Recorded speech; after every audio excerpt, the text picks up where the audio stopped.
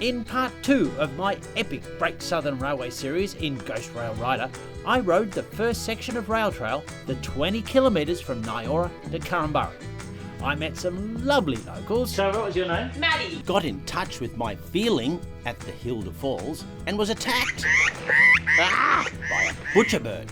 In part 3 we check out Korumburra, discover the story of coal and ride actual ghost rail to actual ghost towns. This part is deep and kinda long. If you watch it to the end, you're a legend, and if you don't, whatever. But I reckon it's a mind-blowing story. This is part 3 of the Great Southern Railway, and I thought I'd just stop and take a moment to explain why this part's so important, because this involves coal.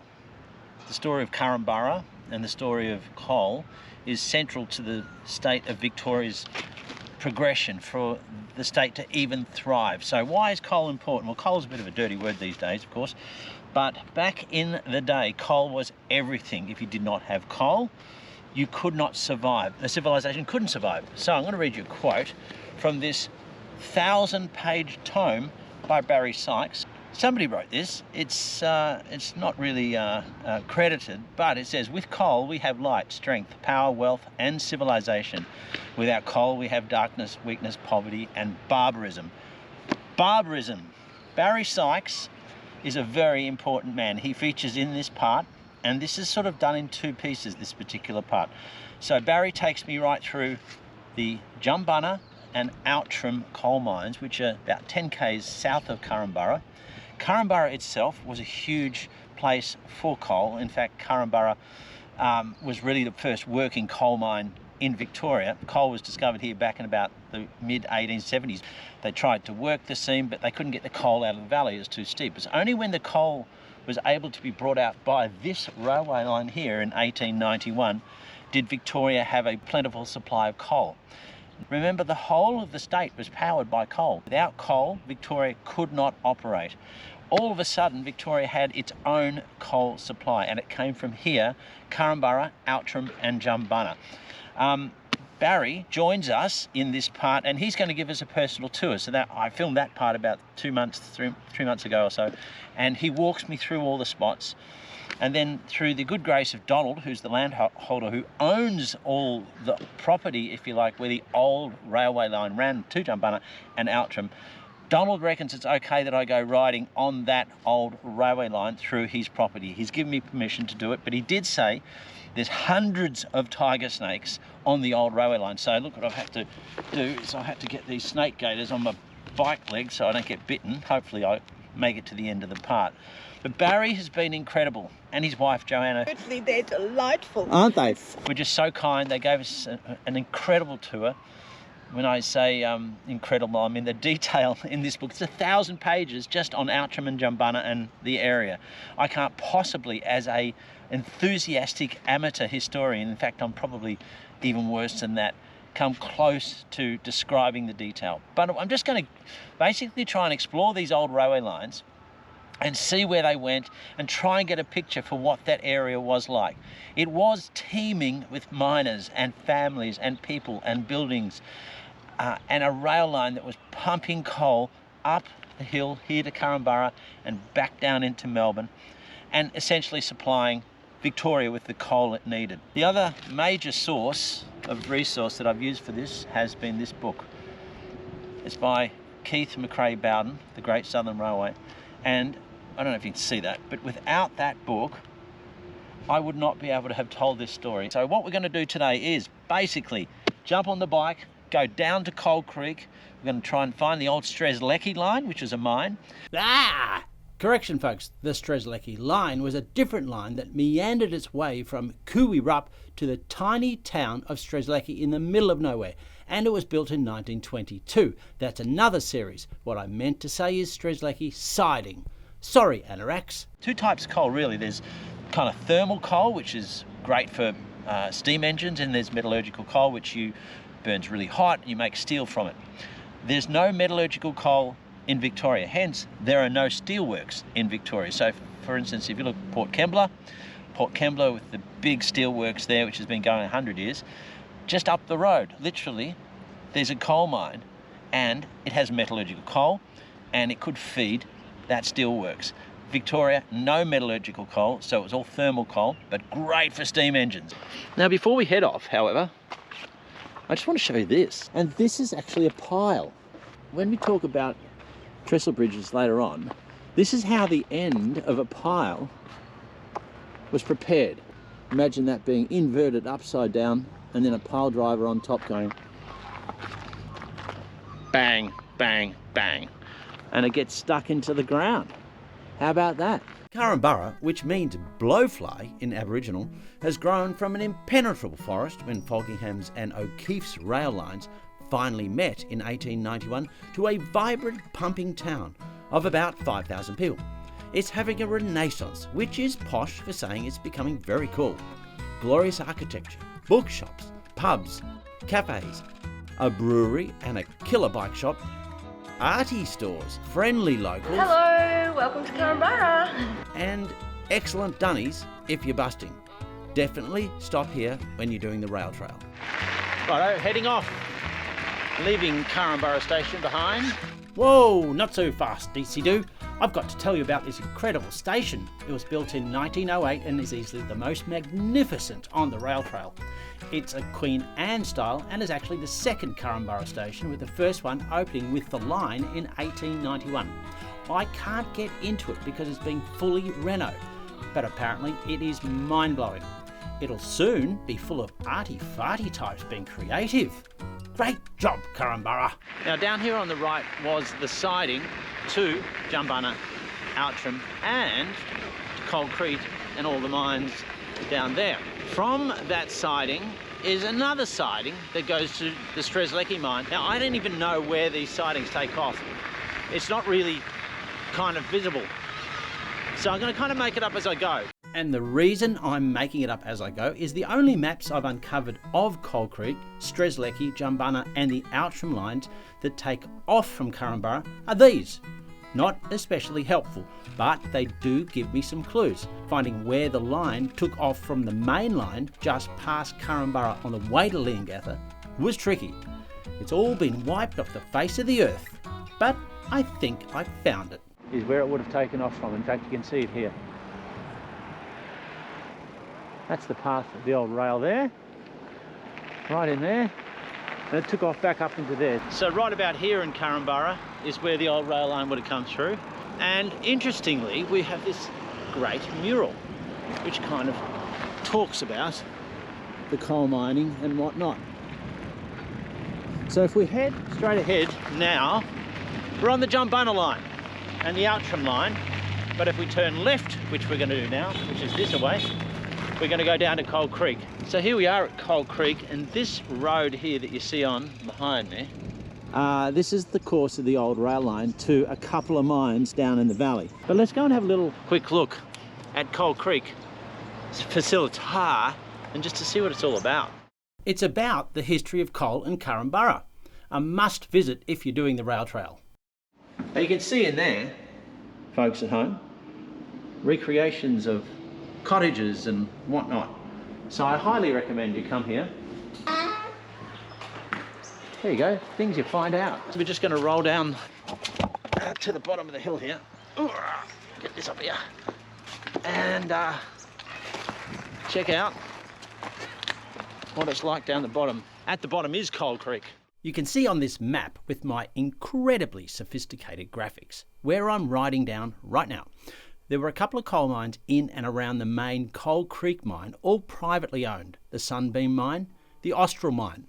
Although they opened in the 1930s, they made use of the existing mine that was built in 1892. It was called Coal Creek because a stockman in about 1874 was riding down here, and it was thick, utterly impassable bush, as I've described multitudes of times. Anyway, his horse kicked a piece of coal. He's like, look at that, there's coal. That wasn't the first coal found in Victoria. First coal was found in Victoria by William Hovell.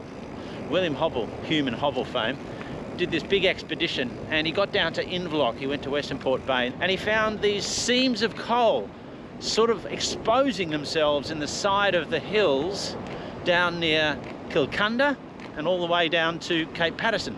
He just noted it because there was no city in Melbourne to really need coal, but he noted, actually, I found some coal on my little expedition. And that proved to be extremely important when they decided that they needed to build a coal mine in Wonthaggi. So they went back to the history books and sure enough found that Hovel had found this coal and sent some engineers down there and geos and whatnot, and wacky-do, there was a lot of coal. Whilst there was many privately owned coal mines, the railways which took the coal back to Melbourne were Victorian government owned, i.e. us. We owned those rail lines. But back before the rail was built, so coal found in 1874, a bunch of guys tried to dig it out, but the bush was too thick, they couldn't get it up that hill. It was pretty hopeless in the late 1870s. But they started to get their act together in the 1880s, and if you look here, you have to do it pretty much, there's the boys there, with horse and cart on these little old rail lines. And that's how they used to do it, look at that. That's pretty cool, huh? The coal mines which are in the area, which this one here, the Sunbeam, we go out to Strzelecki in a second if I can find it. I think I can. Pretty smart guy. Outtrim, Jumbunna, they were owned by privately owned companies. Coal Creek was a privately owned company. They all ran their own coal mines and ran a business, if you like, and employed coal miners. In 1909, when Wonthaggi opened, which was the huge coal mine, that was government owned, and that changed everything.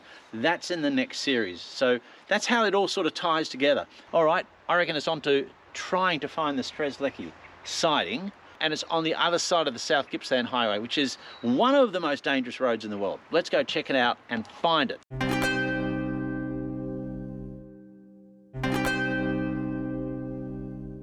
About to negotiate the South Gippy Highway and try and find out if I can find the Strzelecki siding, which takes us to the Strzelecki mine. Now these mines are pretty hard to find because when they shut them, the government made them basically fill them in, so they're virtually impossible to see. But I reckon it's just around here on the South Gippy Highway that the Strzelecki siding took off from the left-hand side across to the right-hand side. I'm just going to get across the other side of the road safely, and I think I've just seen something.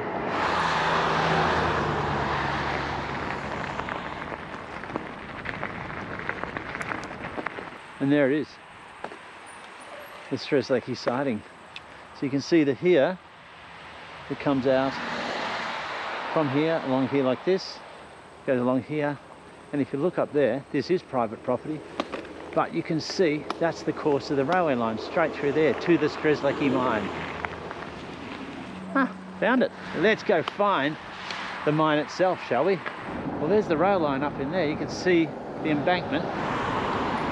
Just up here where you can see this feed hopper, the silver thing, that's where the line ended, and that's where the coal mine was. The Strzelecki Coal Mining Company began operations in 1888, and it was a huge mine employing hundreds of men. There are no photos of it anywhere. Until the siding, which is about 4.5 k's long and was a bastard because it was steep and windy, was built in 1894, they struggled because they couldn't get the coal out. But when they got going from 1894 to 1903, their coal was some of the best around, highly sought after. Steam engines loved it. It was all going swimmingly well until 1903, when the coal miners went on strike. It lasted 70 weeks, all because the private owners tried to cut the miners' wages by 20%. So who can blame them for being pissed off?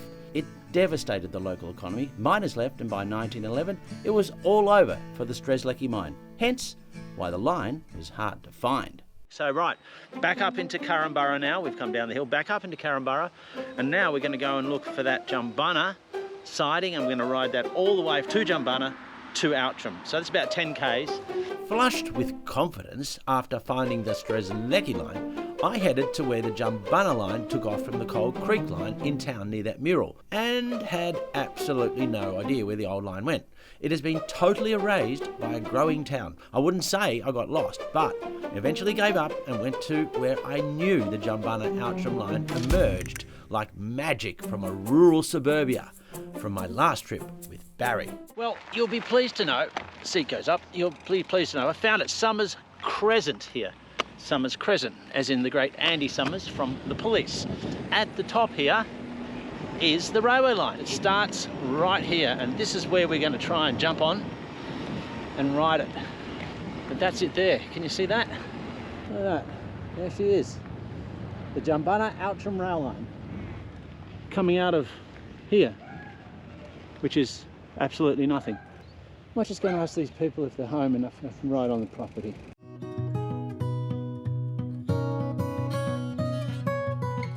Well, I just knocked on the door, but no one's home. So I'm not going to jump the fence and ride the old rail line, but you can see it there. We're going to go through to where it actually joins the road a little bit further along. I took these shots when I was here with Barry a couple of months ago. It's much prettier when the grass is green. In these trees just ahead is where the ghost rail adventure begins. Right, we've come to the other end. You can just see in the hillside there that scar of where they built a cutting, and Barry reckons the train line comes out just above here, this school. So let's go find it. And there it is. Look at that. That train line there goes there, and here it is. Maybe we can ride it. We can ride it. Look at this. Well, this is an unexpected treat. The old rail line, which I couldn't get in before, and is now just above what looks like a school. It is a school. Has been mowed. I wonder how far it's going to take us. Will it take us all the way to the road?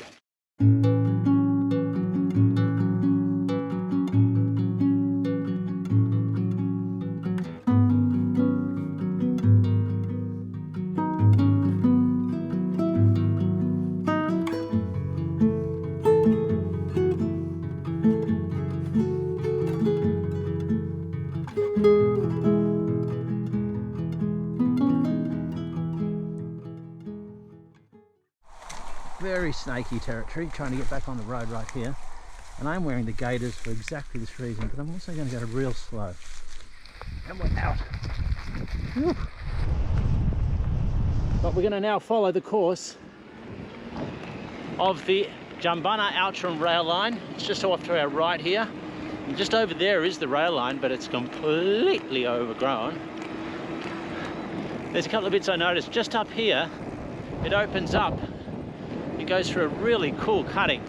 Again, private land, and I don't think it's Donald's land, so I can't really ride it, unfortunately.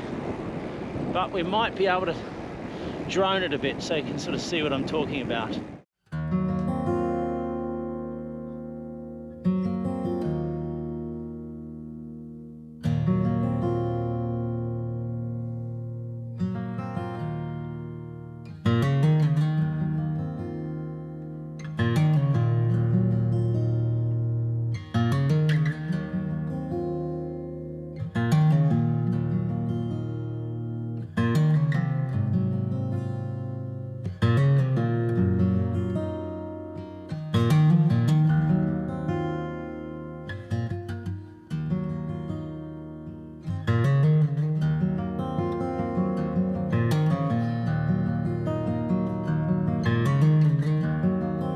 Was fun. I got to fly the drone on the old track, which is just down here on my right, but when you're flying drones you need to be wary of those things, and I knew they were there. And the railway line's on our right now. There it is, right there. So right about here the rail line crosses the road, and on my left now, if I go this way, it kind of reappears right there. But I don't think I can ride that bit, so we're just going to keep going for a little bit until we get down to Jumbunna.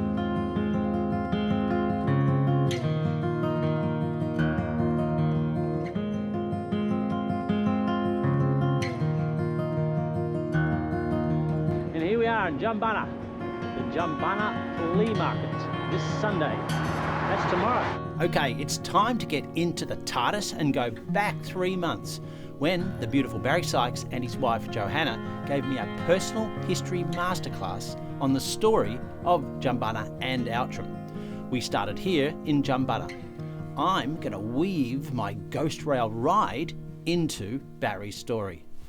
Okay, so I'm with Barry Sykes. Say hi, Barry. Hello, hello. Barry is a historian for this area and particularly the Outtrim coal area, and Barry's been so kind to give up some of his time on this beautiful day to tell us some of the stories, and then I'm going to come back and ride it. But without Barry's knowledge, I'd be riding completely ignorantly, which is not unusual for me. But Barry, we're at a beautiful spot right here, aren't we? Where are we? We're basically in the town of Jumbunna, and looking at the original line that they used to come in here to the chutes that they had at the end of their aerial tramway for transferring the coal into the trucks to take it on to Korumburra and so on. So as Barry explained to me, that there is a siding which came off the main line here, which is, we're going to go check out in a sec. But this little siding here, you can just see the embankment, it's been filled in. To get the coal from the coal mine, Barry explained to me that they had an aerial tramway, which used to, it'd be about a mile long, Barry? Yeah, approximately a mile. About a mile long.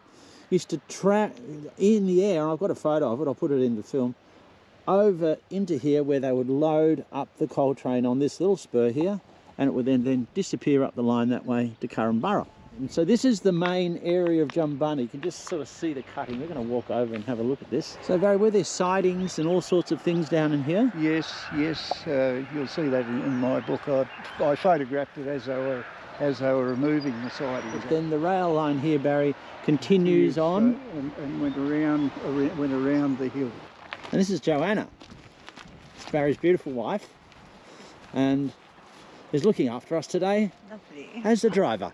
Yes, and assistant. Assistant. And also encouragement. Encouragement. Well, Barry will get a lot of encouragement from me. Yes, it's nice. Hello, Joanna. It's lovely. Hello. Interesting. So this map of Jumbunna. See, we're basically here. Yep. This is where we are on this road here. Yep.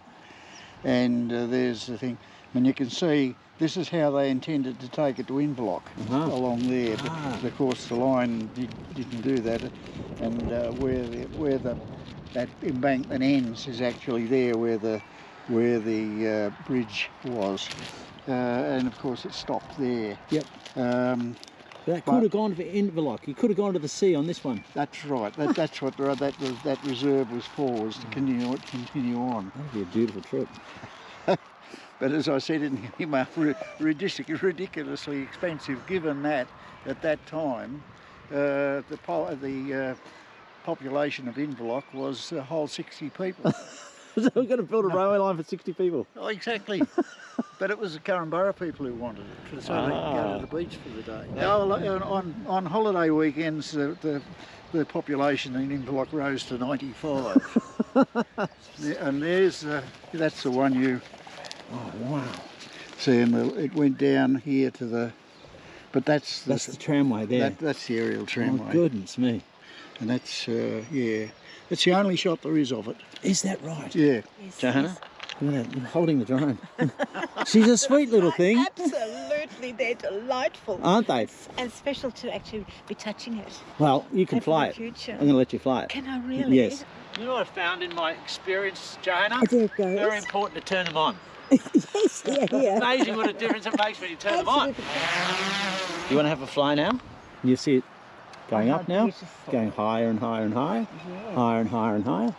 You're a drone pilot, Joanna. Amazing, isn't it? Very Look at that. clever. Isn't it Thank good? you. Absolutely. Do you have a go, Barry? Very No, it's special. right on. Very special. I'm happy to look. Okay. Very I've had the best crew I've ever had.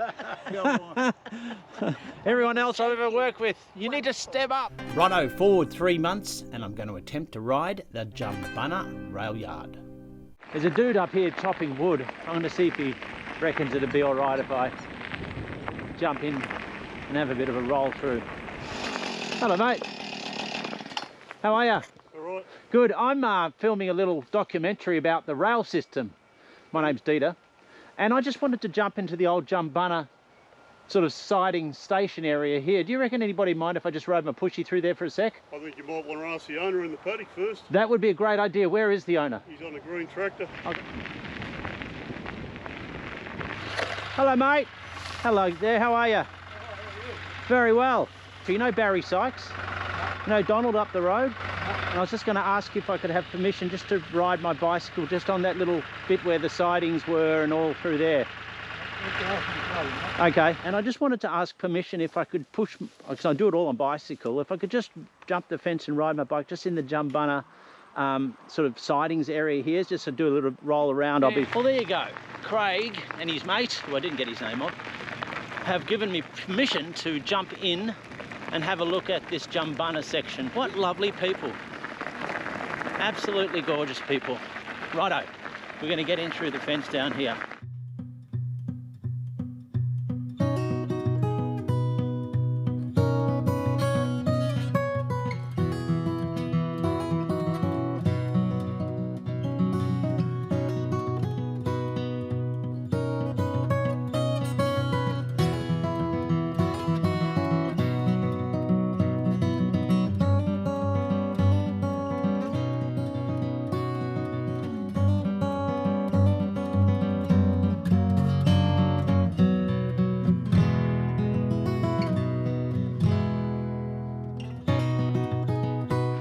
Well, that was very cool. Good old Craig letting me on. Get to ride the old Jumbunna stations and siding area, which we know all about from Barry. Actually, we're going to have a look in Jumbunna because I want to see the Jumbunna Hall, which I hear is it's one of the oldest halls in the whole region. Jumbunna Station was a pretty busy place for about 2 decades, which is apt because Jumbunna means meeting place in Aboriginal. The aerial sky crane was shut down in 1896, 2 years after it opened, because the line was extended to Outtrim and a new coal loading area that we'll explore soon was opened.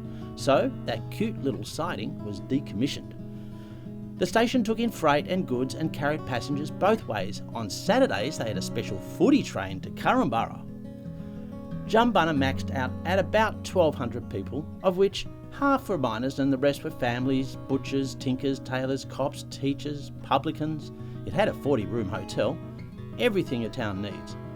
From the thickest forest imaginable in 1890, by 1894, Jumbunna was absolutely pumping.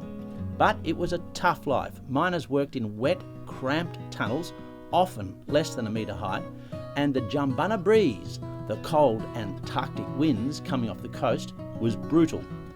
When the Wonthaggi coal mine opened in 1909, most of the miners left because the heavily unionised Wonthaggi mine offered better conditions. Many of Jumbunna's houses were simply uprooted and shipped off to Wonthaggi, which is why virtually nothing remains of good old Jumbunna. Now that looks original. And here it is, the Jumbunna Hall. 1891. Quick look at it here. There we go. So that's an old coal bucket from the Jumbunna mine. And this coal bucket would have been used on the sky crane that they used to get the coal from the mine to the siding that I was just looking at on my pushy. And these people lost their lives at the mine. Very dangerous business, coal mining.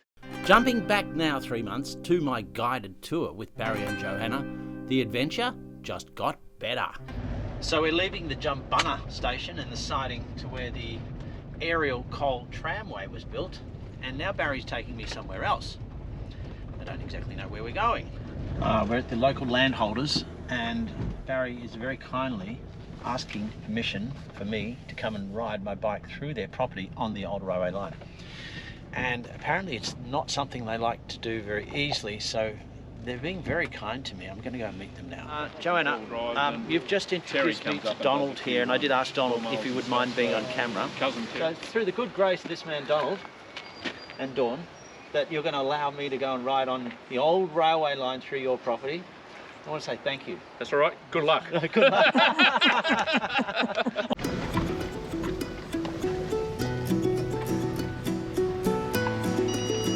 All right, looks like we're walking.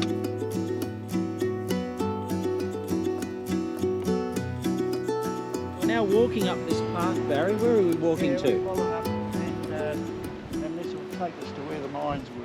See those folds in the hill? Oh yeah. That's where the mines were over I there. see there. Yeah. And you were saying that there's very little remnants of them because the government, when they shut a mine, obliterated it, right? Well, they're obliged to, yeah, by law. Unless you know where you're looking, you have difficulty in tracking where they were and how they operated. This house is believed to have been originally the mine manager's house. Oh. But this is the people who are, what might we say, used to Australian slang. This is the classic example, which you don't see very much, of a solid brick shit house. It's a solid brick shit house. That's what it is. What's the saying? It's as tough as a brick shit house? Yeah. That's a brick shit house. Let's have a look in. What's going on in there? Can't open the door, but that's where it all happens. A solid brick shit house. Into the can, and then into the garden. Brilliant. That's where the house was. The footings, you can see the flat bit. So that was the mine manager's house right there. Well, yes, we believe so, yes. Well, we've got a path over here, Barry, look. Oh, that's the one you slashed for. Yeah, look at that. Oh, yeah. Why are we going through the bush? Yeah. Well, good question. Yeah. Oh, you've been kind. Oh, that makes life considerably easier. It does, doesn't it? You're right. Do you want me to come and get you, Joanna? Come on, we're found. There's the path. We didn't see the We have a path. Look at that. How very civilised. Oh, so kind of them. Now, we can see remnants of coal mines there, can't we? No, that's exactly right. Now that one straight down there with the tree growing on it, Yeah. that's the last of the big Jumbunna mines. That one wound up about 1963 or something like that. Wow. I knew the people who worked in that. I knew a couple of the owners of it. Now the main mine was further along where that water course is. It was over in that general area. Ah, okay, so where the trees end down there, Yeah. down the bottom there somewhere. Yeah, see where this skip line thing, Yeah, where that stops. That's yeah, it. that's the main mine right there. It was the main Wow. line, yeah. Now, this valley that you see here, this is how all the miners got to work. So they walked around that hill that's over there. Yeah. They walked around that hill and came up through the valley. That's how they got to work. They didn't walk over the hill and all that. How many miners were there? I'm not entirely sure with Jumbunna, but with Outtrim they had 640 men and boys, they called it, who worked there, and presumably Jumbunna have a similar sort of figure, I'd reckon. But that's the last of the Jumbunna mines, and that was picking up all of the seams that this original mine didn't, because it went that way. Yeah. And went along that way and right around under Jumbunna itself. Now that's the last, very last of the Jumbunna mines, and that was just down below us over here. Yep. Just down below the Outtrim North station. Further now, this was taken over there at that mine. Yep. Looking straight up here, and that's where we're going now to follow. Oh, let's go. Let's do that. But Don, I think it's too far down in the chair. Oh, don't be silly. Keep in mind, Barry's 86. We've walked 2 kilometres through snake-infested grass. It's blowing 50 kilometres per hour. Legend.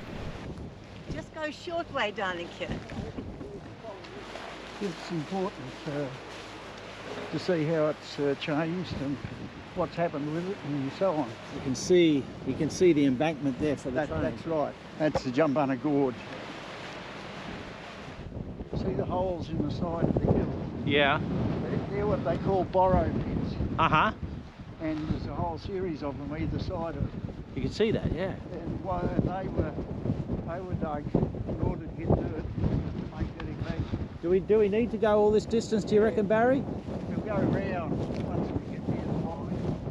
We can go round. Just worried about having you walk too far. Oh, yeah, well, you can see what I mean. It's not the easiest of things. No. We should able to see the line coming around. There it is. I reckon I can see it down there. Yeah, that was taken looking up that hill there. That's what it looked like down there where that shed is. That was what was there. Wow. Yeah, so that's it. And they pulled it up to the top of the hill and then ran it back down into this. You can see that's where they're running it in there. Yeah. And of course the stone and rubbish, it went straight over to the dump. Yep. So that was what was down there. That's the mine itself, the infrastructure. That's the size of it. Huge. There's another one of it. That's from the other end. There they are wheeling the coal from up the hill into this here. They'd be that shop there was taken just over here. That was taken there. Yeah. Huh. So that one would have been taken just down. Yeah, down. See where he's got a dog leg there? Yep, and I do. About there, that would have been taken. Wow. See, there's the tunnel or subway. Yep. That they bought the skips up from the mine through there and up the hill, and of course here's a train collecting, and there's and so that's another part of it. What used to happen was on Sunday weekends, we'll say, or long weekends, they used to run special trains to Korumburra and down to Coal Creek, and then they used to hike around these fern gullies, and that's one of them. You'll see there's a bloke standing there somewhere. Yeah, look at him. Yeah, and that's how majestic, we'll say. Now that it was taken at the back of where we were talking to Donald. That track, as Don says, is wet and greasy, and there were many drivers got stuck there and had to go back and have another go to get up it. See that line of I do. That line of trees? Yeah, I do. That's it. Huh, that's that shot. That's that shot. Yeah. Oh, wow. 3 months later, I tried to ride the ghost rail Barry described so well. But first, I had to find it. Well, well, well.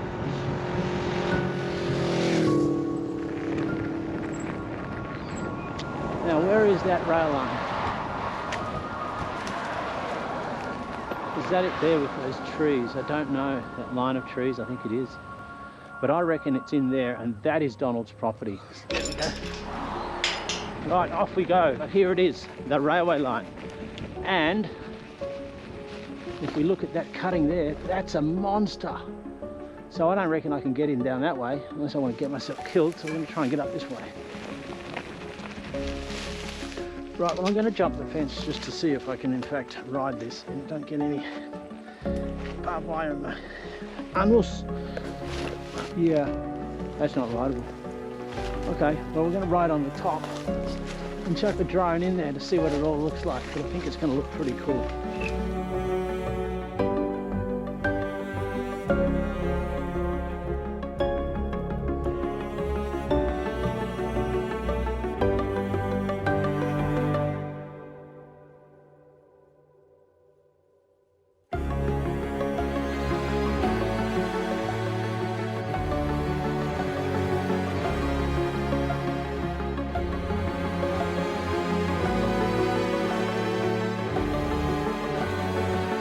Well, that looked pretty cool, huh? But I did see down here is a spot I can actually get in. We're going to get down here, and then we're going to go through a cutting. Whoa. Gosh, gross. It is full on, man. Yeah, full suspension mountain bike with a motor. You wonder why I need one. I just showed you then. I'm going to be really careful for snakes through here.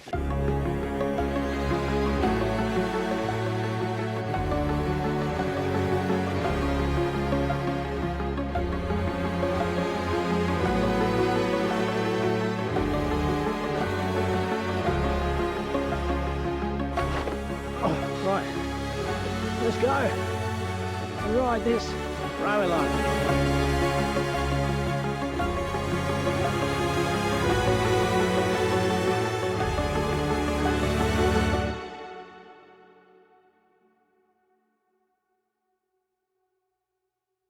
This is the Big Fill, the highest embankment ever built in the Victorian rail system. 30 metres high, 9 stories, 250 metres long, tens of thousands of cubic yards of soil. Built in 1895 by hundreds of workers living in tent cities on the freezing ridgeline above it, by hand with picks and shovels. It bridges the Jumbunna Gorge and connected Outtrim and its coal to the outside world. It took months to settle before the tracks could be laid and delayed the opening of the line. I saw it first in 2017, and it is the reason Ghost Rail Rider exists. I was driving on the Outtrim Road. I had no idea of the history of this area, but I saw it, just caught a glimpse, and I'm like, what is that? That must be a rail line. And today, I get to ride it, and you get to see something almost no one knows exists, has ever seen or been on, and definitely ridden a pushy on. Today, I get to experience one of the most underrated engineering feats in Victoria's history.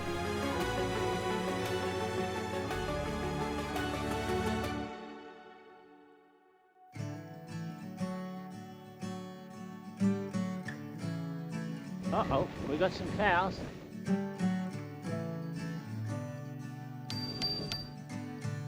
Oh, look at the view.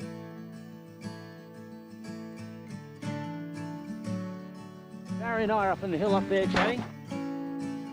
And here it is, where the coal was loaded onto the trains. From the Jumbunna mine, right here. So this is a really, really important spot right here. The Jumbunna mine was down there. Can't really see it because you can see sort of the change in the colours a little bit. But that was obviously an underground mine, and there's no way you can get in them anymore. But right here, the coal was brought up and loaded onto trains here. Got lots of very cool photos of it. And this whole area was teeming with miners. And now it's a shed holding hay. And looking out, that is the Bass Strait. If you kept going, you're going to bump into Tasmania. What a spot, huh?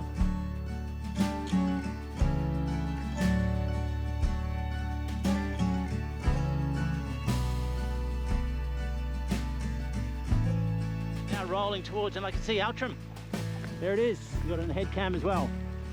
That was a town of 3,000 up to potentially, at times, 4,000 people, and now it's a ghost town. And this is a ghost rail. 3 months earlier, Barry takes me on the last part of my adventure, to Outtrim. Not before a few shenanigans with an uninvited friend, though.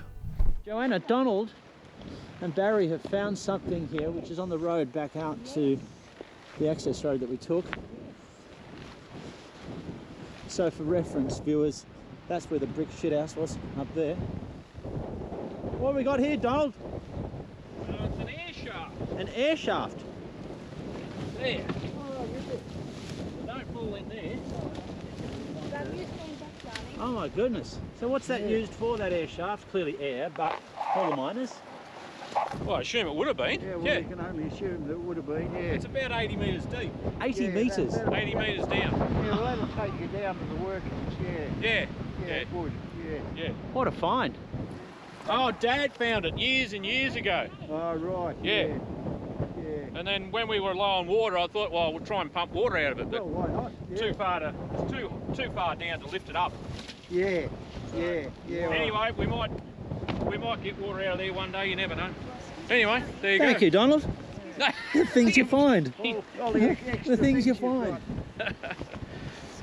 And Donald's taking a photo of Joanna and Barry with their old home in the background, on the top of the hill. That's right, that's us. There you go. Did you have to gaffer tape yourselves down up there with the wind?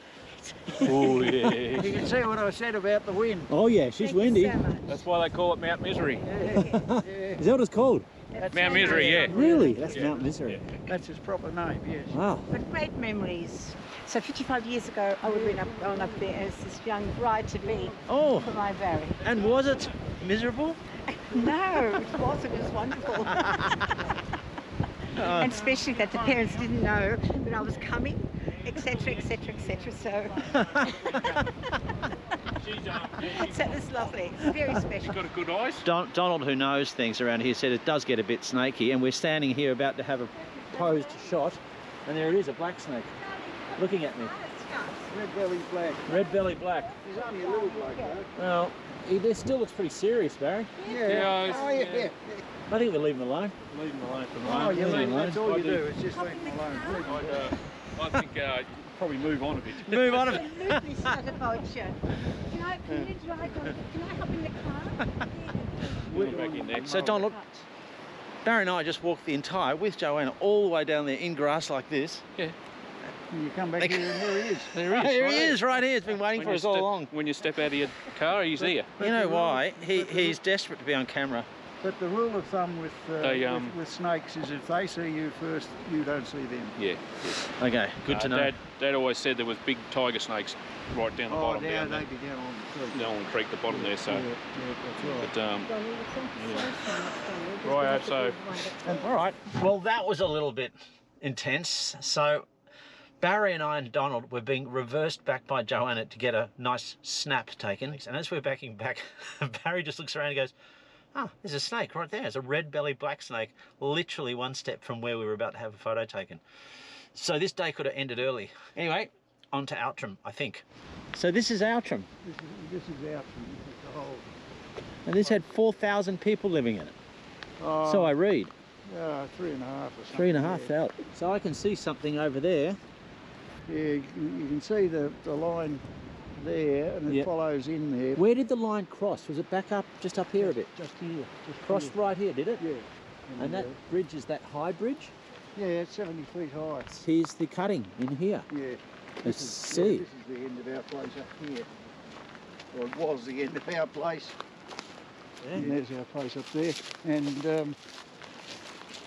this is the cutting. This is the cutting. So over this was a bridge for the road. Yes. They, when they built the line, they originally wanted to put a tunnel through this part. But they found the ground was too unstable, and they had to dig it all out, and hence the very, very large cutting. So the Outtrim field was that bunch of trees that we saw before there, Well, Barry. that was where the all the dump was and all the rest of it, the mullock heaps. That's it there. That's lift it up like that. So that big dump there has been taken, all that for making roads and whatnot. Yeah, that's right. The council took it. The council removed it for road making. Yeah, this is the remains of the station. Oh, right. And here's the remains of the station chimney. There's the Outtrim station as it was. Good. Look, you had all sorts of yeah. factories And up here, and that there, they were the stables. They were the stables. Stables up wasn't there? it? Yeah. This one here is taken from, where are we? Oh, look that way, yeah. and we're looking that way now. That's And right. this whole hill was full of houses. There it is, yeah, yeah. That's the Outtrim Hall, the original Outtrim Hall. Is there. that still there? Oh, it got burnt down in 1920 or something. So they didn't know. For that shot there, I had to go to Canberra because the bloke who took them willed all his photographs to the National Library. Oh, that's the last Outtrim Hotel, which was just there, past those that palm tree. It was just there. That right there was there. And the interesting thing, they put it up for auction to because nobody wanted. The only that bid they got at the auction was for 2 and 6, and they wouldn't sell it. Right, Bob. So on, there's your bridge. There's your bridge. So and that was the trouble. You see, they had a lot of trouble there. Yeah. And that's looking from not this side, from the other side. Oh, that's from over there. So that's where we were just standing then, Yeah. and that's looking this way. So we're standing up here right now. That's exactly right. Oh. See, there we are. That's that one there. Yeah. Yeah. That's the pub there that was over there. Yep. And this is the street. That's That's street. the street there. That's the main drag there. Yeah, that's it. Is that That's street? it. See, and it bent. The size of the town. Oh yeah, it was quite Oh, large. this is a proper ghost town. But you'll see how how the road forks just up there. Yeah. This here, of course, is that road there. Yeah. So you and I are standing right here, right now. Where those people are, yeah. Yeah, where the people are. That's us here, right here. Yeah, so this is the end of Main Road here, Barry. Yes, this is the end of And what Main would Road. we have seen up this road?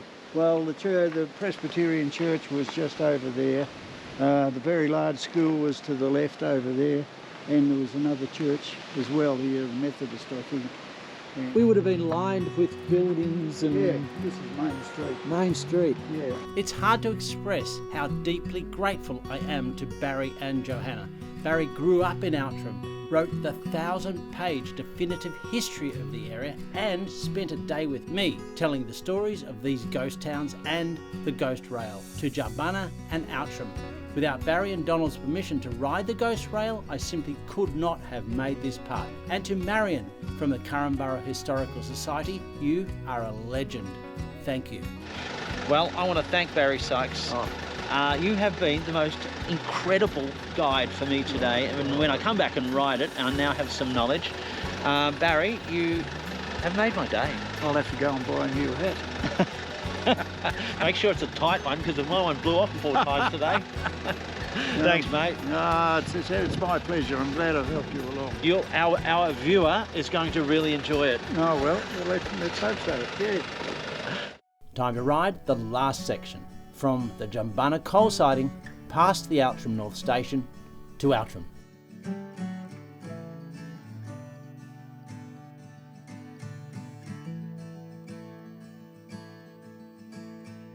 These beautiful rock cuttings. Look at that. That big old pine tree or whatever the thing is. Had to be there 130 years, as long as the mine.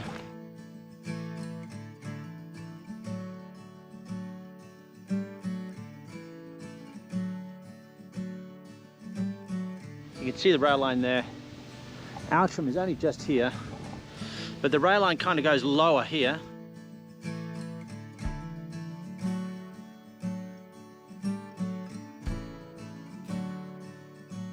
But there's fences and it's all overgrown, so I'm going to go up this road here.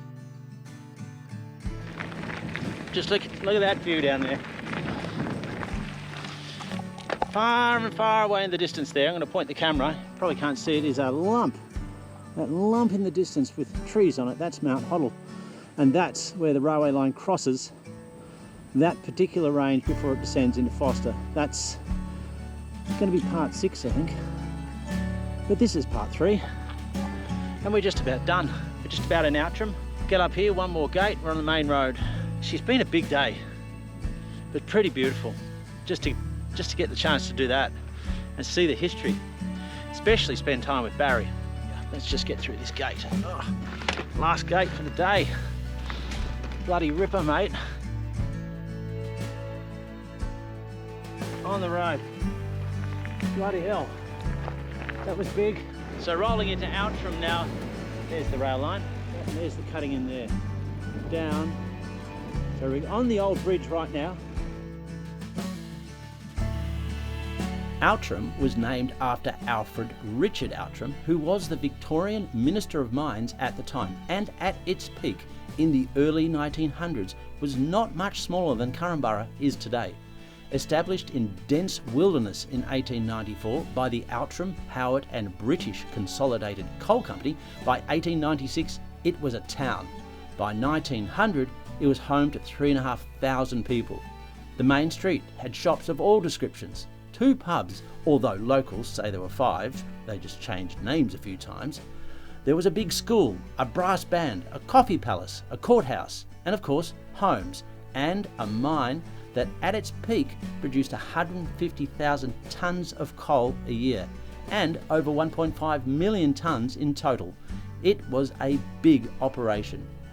Filling the valley, the mine and the skip lines, its processing plant, rail yard and the waste dump, and the people who worked there contributed more to the prosperity of Victoria when Victoria needed coal than almost anywhere in the state. Like Jumbunna, when Wonthaggi opened in 1909, the town went into slow decline. Today, there's almost nothing. The Outtrim cutting, at the time of its completion in 1896, was officially recognised as the deepest railway cutting in Victoria. It was over 22 metres deep, 200 metres long, and dug by hand with pickaxes, shovels and explosives. The earth was so unstable that the cutting had to be formed in a massive V shape and needed constant work because of rockfalls and landslides. With the Jumbunna embankment being built at the same time, they represent one of the largest earth-moving projects in 19th century Australia. The line opened to Jumbunna in 1894 and extended to Outtrim in 1896. It was steep, 1 in 40, windy, greasy, and a nightmare for train drivers. It eventually closed in 1954. Standing in the main street today, it's almost impossible to imagine Outtrim in its heyday. Virtually nothing remains but rolling hills and whispers of a ghost town, a ghost rail, and a remarkable history that profoundly changed Victoria forever. I've had to resort to the head cam because I've run out of batteries of everything. I use a lot of batteries today, but then it's a lot of filming. But in a very condensed and probably missing lots of very important information way, that's the story of the Outtrim and Jumbunna / Korumburra coal train line story. It's pretty remarkable. Not many people know about it, really. I mean, I didn't know about it until I started to hear about it and learned about it and researched this part. So that's it. Part 4 coming up. No coal to talk about. You might think, what are we going to show you? But trust me, there's a lot of stuff on that little bit of line. Catch you then.